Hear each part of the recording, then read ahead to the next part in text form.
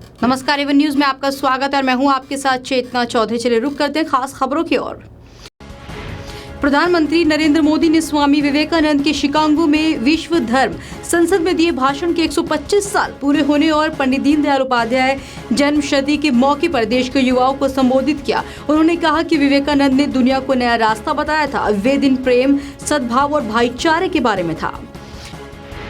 Supreme court ने Riyan international school में बच्चे की हत्या के मामले में उसके पिता की अर्जी पर सुनवाई करते हुए केंद्र मानव संसाधन मंत्रालय, हरियाणा सरकार, सीबीआई और सीबीएसई को नोटिस जारी किया है। कोर्ट ने सभी पक्षों से 3 हफ्ते के अंदर जवाब मांगा है।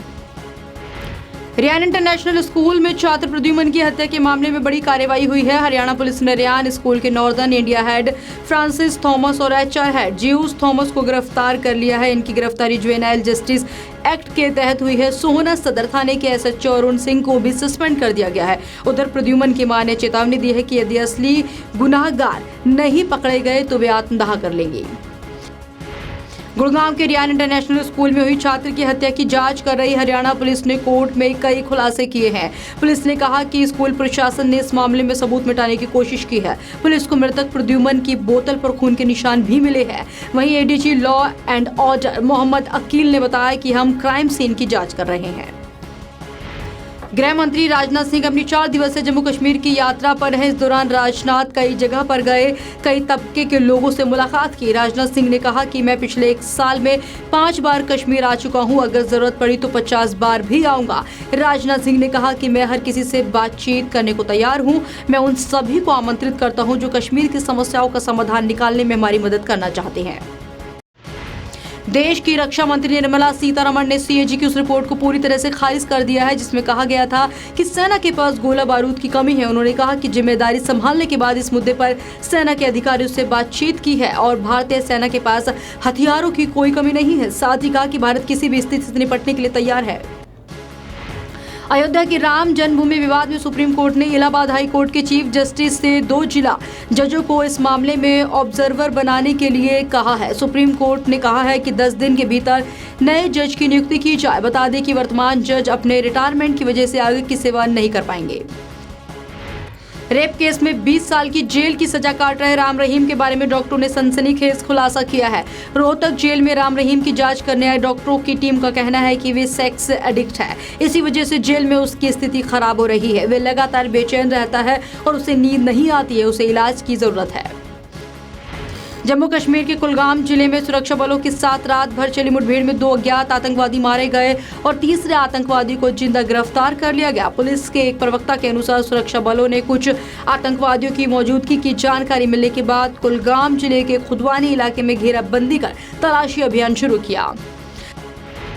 3 तलाक पर सुप्रीम कोर्ट के फैसले के बाद भोपाल में all India Muslim personal law board की पहली बैठक इस नतीजे के साथ समाप्त हो गई कि वे सुप्रीम कोर्ट के फैसले का सम्मान करता है, लेकिन शरीयत में किसी भी प्रकार का दखल बर्दाश्त नहीं किया जाएगा। बोर्ड ने फिलहाल कोर्ट के फैसले के अध्ययन के लिए कानूनी जानकारों की 10 सदस्यीय समिति बनाने का फैसला किया है।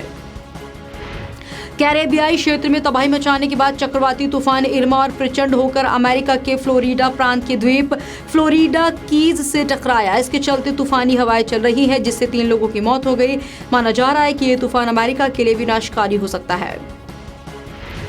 सहारा समूह की मुसीबतें कम होने का नाम नहीं ले रही हैं। इनकम टैक्स डिपार्टमेंट ने अब एम्बे वैली पर 24,843 करोड़ रुपए की टैक्स देनदारी का दावा किया है। ये दावा ऐसे समय में किया गया है जब बॉम्बे हाई कोर्ट के ऑफिशियल लिक्विडेटर एम्बे वैली की नीलामी करने की तैयारी कर रहे हैं। सचिन तेंदुलकर के बेटे अर्जुन तेंदुलकर का मुंबई अंडर 19 में चयन हुआ है। 17 साल के अर्जुन जेवाई लेले वनडे टूर्नामेंट में मुंबई की ओर से खेलेंगे। ये टूर्नामेंट 16 से 23 सितंबर तक बड़ौदा में खेला जाएगा। इससे पहले अर्जुन मुंबई के अंडर 14 और अंडर 16 टीमों के लिए खेल चुके हैं। रागनी एमएमएस रिटर्न्स का पहला पोस्टर फैंस के लिए रिलीज कर दिया गया है। एएलटी बालाजी की आने वाली इस नए शो रागनी एमएमएस रिटर्न्स को एकता कपूर प्रोड्यूस कर रही है। बता दें कि इस पोस्टर में एक्ट्रेस करिश्मा शर्मा अपने बेहद बोल्ड अंदाज में दर्शकों को नजर आ रही हैं। करिश्मा शर्मा इस पोस्टर में सिद्धार्थ गुप्ता के साथ टॉपलेस नजर आ रही हैं। देश के सबसे अमीर शख्स मुकेश अंबानी की बेटी ईशा अंबानी जल्द ही बॉलीवुड में एंट्री करने वाली है। बता दें कि ईशा अक्षय कुमार की फिल्म से बॉलीवुड में एंट्री करेंगे। साथ ही वे फिल्म में एक्टिंग करती हुई नजर नहीं आएंगी, बल्कि वे अक्षय की फिल्म को प्रोड्यूस करेंगी। मेरे साथ खास खबरों में फिलहाल इतना ही। देश और दुनिया की ताज़ा तरीन खबरें देखने के लिए आप देखते रहिए A1 न्यूज़। नमस्कार।